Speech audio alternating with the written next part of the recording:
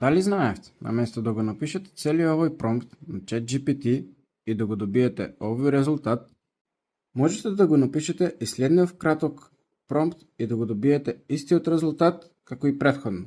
Се што треба да направите е да одите во Customize GPT и да го унесете следниот промпт во What traits should ChatGPT have.